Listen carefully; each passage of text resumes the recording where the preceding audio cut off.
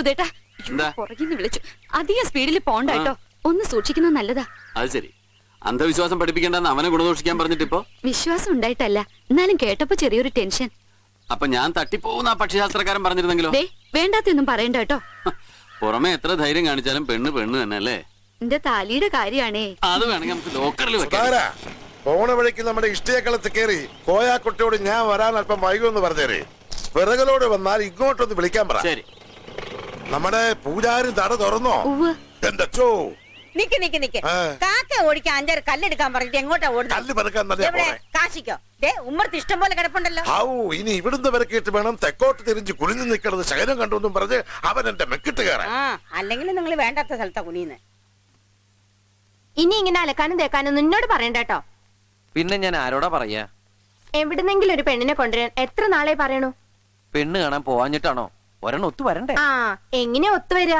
നമുക്ക് മുടി പനങ്കുല പോലെ നീണ്ടു കിടക്കുന്ന പെണ്ണ് വേണല്ലോ. മുടിയുടെ കാര്യത്തിൽ മാത്രം കോംപ്രമൈസ് ഇല്ല. പനങ്കുല എന്ന് പറഞ്ഞാൽ പനങ്കുല തന്നെ. തിരുപ്പുറന്ന് എനിക്ക് വേണ്ട, ഞാൻ പിടിച്ചൊലിച്ചു നോക്കും.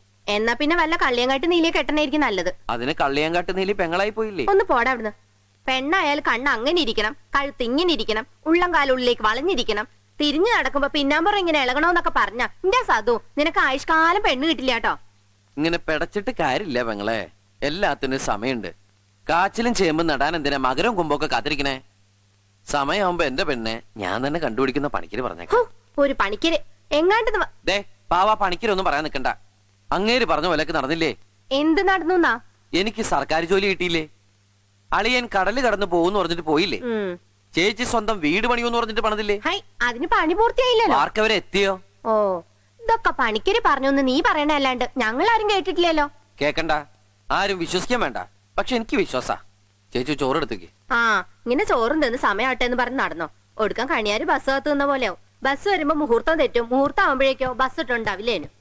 ഇല്ലെങ്കി വേണ്ട, പെണ്ണ് കിട്ടിയില്ലെങ്കി കിട്ടണ്ട. പെണ്ണ് കെട്ടിയിട്ടല്ലോ ഇന്ത്യൻ പ്രസിഡന്റും പ്രധാനമന്ത്രിയും ഒന്നും നാട് ഭരിക്കണേ. ഇനി ഞാൻ അങ്ങനെ പെര നിറഞ്ഞ് നിന്ന് പോവാണെങ്കി അങ്ങോട്ട് പോട്ടെ. അങ്ങനെ പോവോ?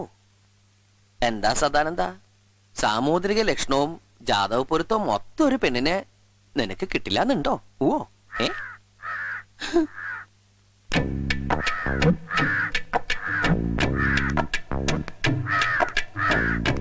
നീ എന്തെങ്ങനെ തലങ്ങും വിലങ്ങും നോക്കണേ? അല്ല, ഈ പണ്ടാരം എവിടെ ഇരുന്ന് കരയണേ? പണ്ടാരോ? കാക്കേ. അതെവിടെങ്കിലും ഇരുന്ന് കരയട്ടെ, നീ ഇത് പിടിച്ചേ. യാത്ര പുറപ്പെടുമ്പോ കാക്ക വലതുവശത്തൂടെ കരഞ്ഞു പറഞ്ഞ ദോഷാന്ന ശൗനശാസ്ത്രത്തിൽ പറയണത്. ഭ്രാന്ത് പറയാണ്ട് നീ ഒന്ന് പോണ്ട് എന്റെ സതു. വെളുക്കാൻ തേച്ചത് പാണ്ടായിന്ന് പറഞ്ഞു കേട്ടിട്ടേ ഉള്ളൂ. ദോഷം മാറാൻ ഊതിച്ച് മന്ത്രിച്ച് കൊണ്ടു നടന്നിട്ടപ്പോ ഇല്ലാത്ത ദോഷങ്ങൾ ഓരോന്നും ഉണ്ടായി വരിക. ഓരോന്ന് വരുമ്പോഴേ ഓരോന്ന് പഠിക്കൂ.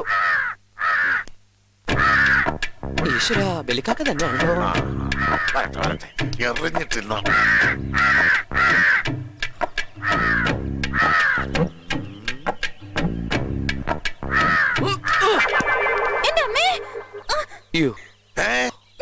എന്താ ഈ മേനോനങ്ങ് നിന്റെ വേണ്ടാത്തടത്തേക്ക് കല്ലെറിഞ്ഞു.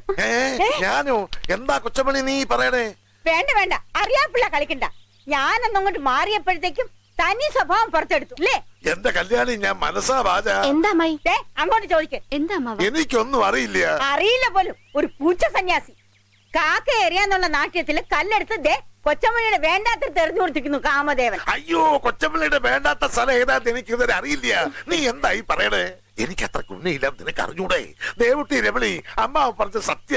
ഞാൻ കല്ലെറിഞ്ഞിട്ടില്ല. പിന്നെ കല്ല് മാനത്തുനിന്ന് വന്നോ? എറിഞ്ഞ ആളെ ഇപ്പൊ പിടികിട്ടി. കാക്ക ശകുനം മുടക്കാൻ കരയണമെന്നും പറഞ്ഞ് നമ്മുടെ പുരാടക്കാരന് ഉമ്മർത്ത് നിപ്പുണ്ടായിരുന്നേ. എന്നാ ഉറപ്പാ ആളവൻ തന്നെയാ. എന്നിട്ട് അവനവിടെ? അവനിപ്പോ സ്കൂളിൽ എത്തിണ്ടാവും. ഒഴിഞ്ഞു മാറി നിന്നാലും എന്നെ വെറുതെ വിടുകയല്ലോ എന്റെ തൃപ്പ കൊടുത്തപ്പ.